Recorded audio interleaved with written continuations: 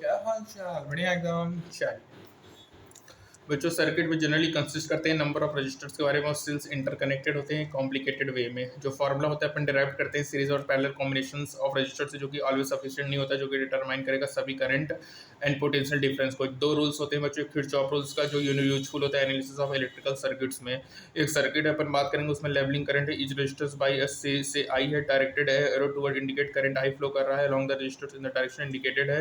यदि ultimately I determine होगा to be positive तो एक्चुअल करंट जो होगा रजिस्टर्स का वही डायरेक्शन ऑफ एरो में होगा। यदि I turns out to be negative होगा तो करंट एक्चुअली फ्लो करेगा डायरेक्शन अपोजिट टू एरो।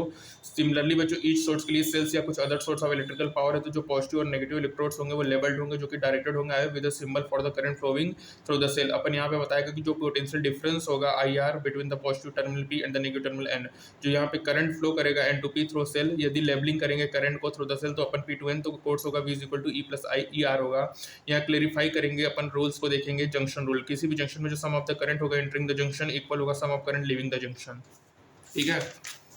उसके बाद बच्चों यहाँ पे ये कि जो अप्लाई होता है इक्वली वेल इंस्टेड होगा junction of several line. Upon consider करेंगे कि जो प्रूफ होता है रूल का फॉलो करेगा कि जब करंट स्टडी होता है यहाँ पे कोई भी एक्यूमुलेशन नहीं होगा चार्ज का किसी जंक्शन में किसी भी पॉइंट पे।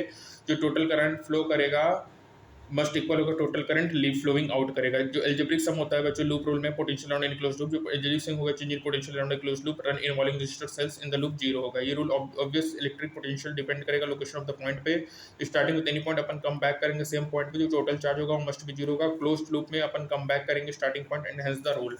बच्चों यहाँ पे देखो at junction current leaving I1 plus I2 current entering I3 है, जो जंक्शन रूल होगा I3 is equal to I1 plus I2 का at point H current entering is I1 होगा, केवल वन करंट लिविंग H होगा बाय जंक्शन रूल। अपन बी करेंगे I1 जो loop A H D C B A H D F G जो loop rule होगा ये इक्वल टू जीरो होगा बच्चों। ठीक है। अब बच्चों यहाँ पे ये नोट करने वाली बात है कि because of the symmetry of the network जो great power of Kirchhoff rule होता है वो वेरी अपीरेंट नहीं होता। जनरल नेटवर्क में बच्चों कोई भी ऐसा सिंप्लीफिकेशन नहीं है सिमेट्री का, only by application of Kirchhoff rule to junction and close loop है। ठीक है। प्रॉब्लम अपन लिस्टेड करेंगे प्रॉब्लम 3.6 में। अब बच्चों देखो व्हीट स्टोन ब्रिज के बारे में बात करेंगे बच्चों, तो as application of Kirchhoff rule consider circuit है। ठीक है, जिसको अपन व्हीट स्टोन ब्रिज कहते हैं। ये ब्रिज होता है जिसमें 4 रजिस्टर होंगे। ठीक है। Across one pair diagonally opposite point होगा, एयर सी फिगर होगा, सोर्स इज कनेक्टेड होगा। ए सी क्या होगा कार्ड बैटरी आर्म कहेंगे बच्चों। Between the two vertices B and D galvanometer G होगा, जो डिवाइस करेगा करंट को एक कनेक्टेड होता है बच्चों। ये जो लाइन शो करता है बीडी इन द फिगर इसको कहते हैं galvanometer arm.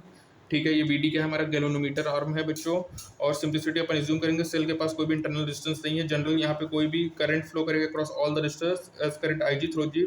Of special interest ये केस होता है बैलेंस्ड ब्रिज का, जहाँ पे रेजिस्टेंस जो होगा आईजी की वैल्यू जीरो होगी। अपन कहेंगे बैलेंस करेंगे कंडीशन को कि यहाँ पे कोई भी करंट नहीं है जी के थ्रू। इस केस में जो जंक्शन रूल अप्लाई होता है जंक्शन डी एंड बी में, इमीडिएटली जो अपन वो रिलेशन देगा I1 is equal to I3 I2 is equal to I4 और अपन अप्लाई करेंगे Kirchhoff rule to close loop ADBA CBDC। जो फर्स्ट लूप होगा गिव्स यहाँ से जो आएगा वो आएगा R2 अपन R1 is equal to R4 अपन R3।